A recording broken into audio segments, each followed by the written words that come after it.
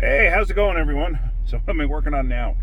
Well, on my last video where I was working on my Silverado here, I'm at my daughter's farm in upstate North Carolina. We live in southeastern North Carolina, basically on the coast. And so this is just about 4 hours away from us. So I came up separately, my wife came up separately. So we took two separate cars because she left a couple days before I did. Anyway, I smelled coolant when I was up here and I walked past her car. I smelled coolant. I'm like, I just put a radiator in this thing.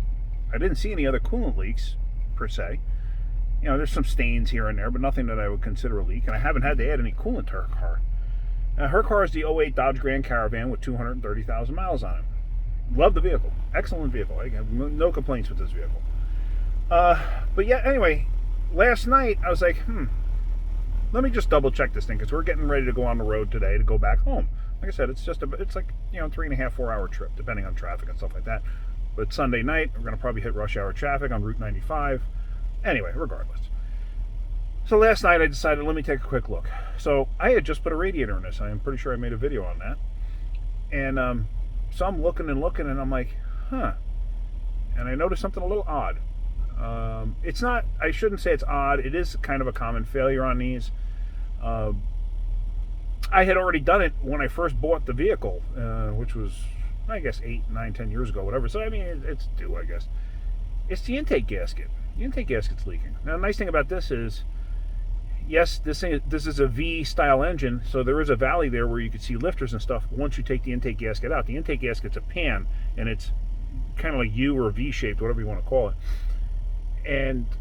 But most of the time, the leaks on these things go external. I've actually never seen one. I worked at Chrysler for 21 years. I never seen one where coolant got into the motor because of an intake gasket leak. It's not like that right now, but I'm going to have to do an intake gasket on this. But interestingly enough, you can actually watch it leak, and it's a very, very, very slow leak. And as it's heating up, which right now, it is heating up. I started up. It's kind of chilly. It's like 40-something degrees, and it's rainy, so it's kind of a miserable day, hence my hood being up. Let's go out underneath the hood and let me show you what I'm going to have to deal with once we get home.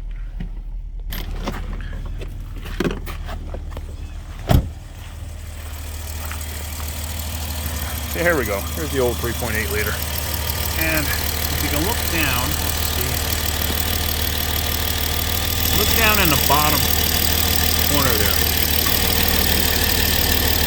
Now I can actually smell the coolant. But keep an eye there. It may take a little bit. Let's see if you can actually see it. You should see like a weak, that's actually the gasket edge. It's covered in grease and dirt. But all of a sudden it'll bubble here and there. See it? Just saw that? Yeah, that's some coolant coming through. And of course, to try to get to the bolts to just, because I would try to retorque it just to see. There, you just saw a little more. Come on, a little bit more. Once it gets hot, I think it seals up though. I don't think it leaks when it's hot, because it only does it during a certain period of time while it's warming up, I've noticed. Yeah, there it goes again. So, the gasket, it's one piece from this side to that side. Over there. Now the bolts there, you can see one down there and one's just underneath the coil pack bracket. I'm really not too worried about it in all honesty. Like I said, I just put the radiator in this thing. And at first, because I actually saw steam coming out from underneath the hood when it was closed. So honestly, I was thinking that it's possibly a defective new radiator. Things happen, yeah, whatever. But that's actually not it. It looks like it's definitely the intake. And it's been leaking for a while, I guess. You know, I never had issues with coolant before, so I didn't pay all that much attention. You know, I figured, yeah, there was something seeping through there or whatever, but I wasn't overly concerned. But now it's actually becoming an issue. So I'm going to order up intake gaskets, and I'm going to probably do this one night this week. Just get it over and done with. These are not terrible to do. They're really not. Shame is I literally just changed the oil, so something like that. Anytime I do anything where I got to get into the motor, where I was dealing with a cooling system parts like the intake manifold, because it has coolant running through it, anytime I have to deal with something like that, I will change the oil. If I'm dealing with extremely dirty valve covers and I got to get in there and it's a possibility of getting some junk in there, I will change the oil. But because of this now, I'm definitely going to be changing the oil. Like I said, it just stinks because I literally just changed the oil. But anyway, it is what it is. What are you going to do? That's the worst thing that happens today. Today was a good day. But yeah, so I thought you'd be interested in seeing that.